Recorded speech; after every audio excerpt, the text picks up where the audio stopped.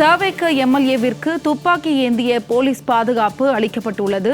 ஸ்ரீவைகுண்டம் தமிழக வெற்றிக் கழக சட்டமன்ற உறுப்பினருக்கு துப்பாக்கி ஏந்திய பாதுகாப்பு அளிக்கப்பட்டுள்ளது. அண்மை செய்தியாக பார்த்து வருகிறோம்.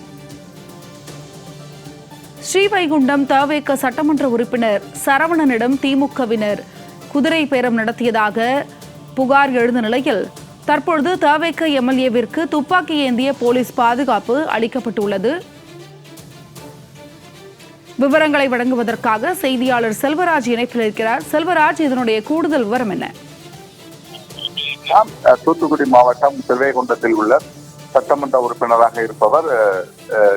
இருப்பவருக்கு தொடர்ந்து அங்கு சரவணன் என்பவருக்கு தொடர்ந்து அவருக்கு குதிரை பேரம் என்பது கடந்த சில தினங்களுக்கு முன்பாக திமுக பிரமுகரும் செய்ததாக கூறப்படுகிறது. அவருடைய குதிரை பேரத்துக்காக 50 கோடி ரூபாய் அந்த சட்டமன்ற உறுப்பினருக்கு வழங்கப்படும் எனவும் தெரிவித்த நிலையில் அவர் ஏற்கனவே இந்த விஷயம் தொடர்பாக காவல் நிலையத்தில் தனது புகார் செய்திருந்தார்.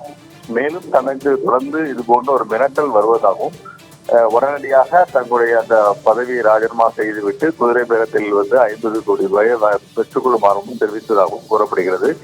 இந்த சம்பவம் தொடர்பாக அவர் தூத்துக்குடி மாவட்ட காவல்துறை கண்காணிப்பாளர் மற்றும் தென்மண்டல ஐஜியிடமும் நேரடியாக புகாரை தெரிவித்திருந்தார். இந்த சம்பவம் தொடர்பாக நேற்று அவரிடம் நெல்லை சரக டிஐஜி திருநாவுக்கரசு அவர் நேரடியாக தொடர்பு கொண்டு நடந்த விவரங்கள் அனைத்தும் கேட்டிருந்தார். அப்போது அவர் நடந்த விவரங்கள் அனைத்தும் எழுத்துப்பூர்வமாக கொடுத்தாலும் கூறப்படுகிறது. இந்த சம்பவத்தை தொடர்ந்து அவருக்கான பாதுகாப்பு என்பது தற்போது துப்பாக்கி ஏந்திய போலீஸ் பாதுகாப்பு என்பது வழங்கப்பட்டுள்ளது.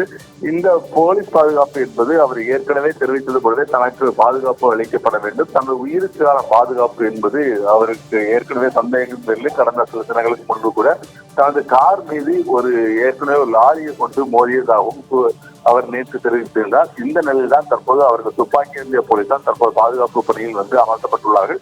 இந்த பாதுகாப்பு பணியில் அவர்களுக்கு தொடர்ந்து அந்த பாதுகாப்பு வழங்கப்படும் எனவும் நெல்லை சரக டிஐஜியும் அவர் தெரிவித்துள்ளார்கள்.